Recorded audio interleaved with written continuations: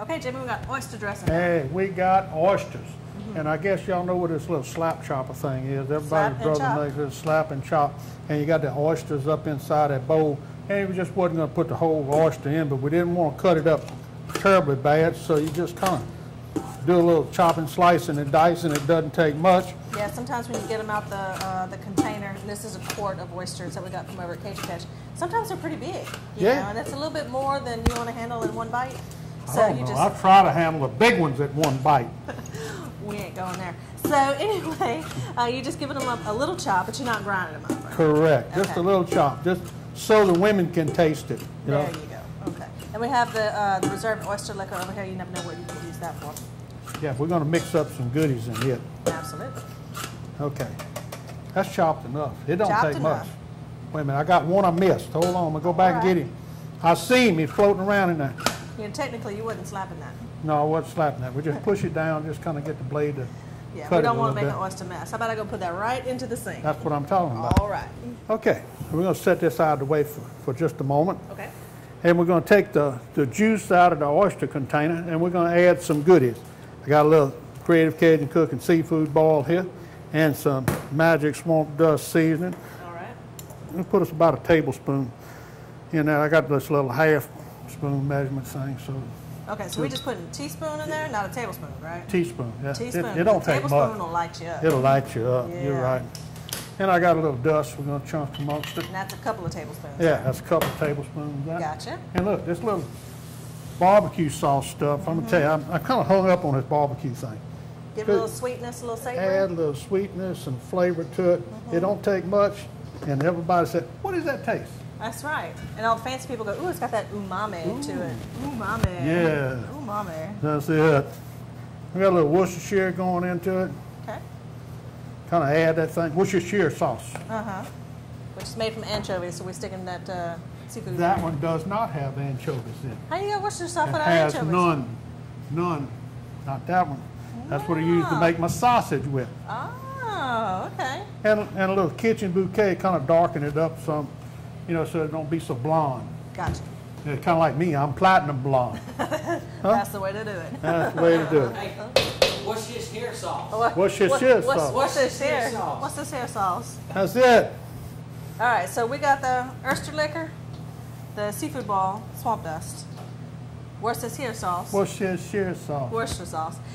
Kitchen bouquet and the barbecue sauce, your secret ingredient. So that's it.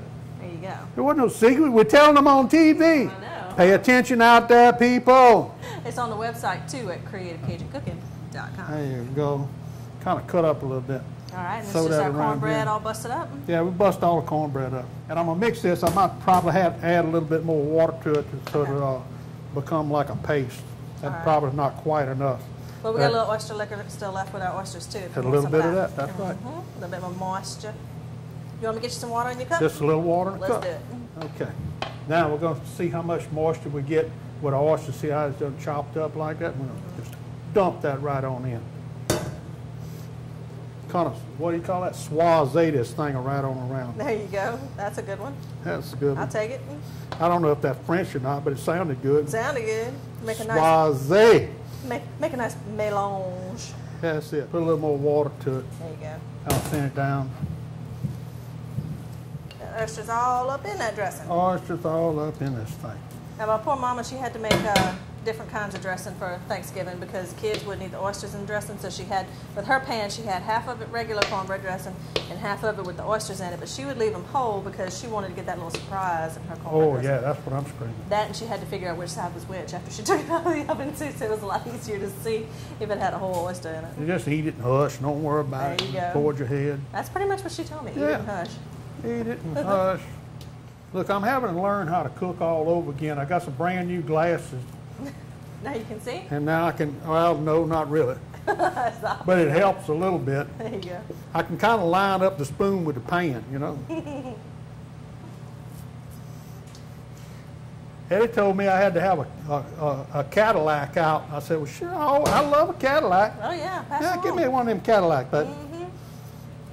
Now, look, give me a little more of that water in that measuring cup. All right. So I can wet my little lick over here. You got to wet a lick. Don't be telling people you wet your lick. To slick out this thing some. Lord have mercy. He gonna wet his lick, people. That's the only way to have a lick is a little wet.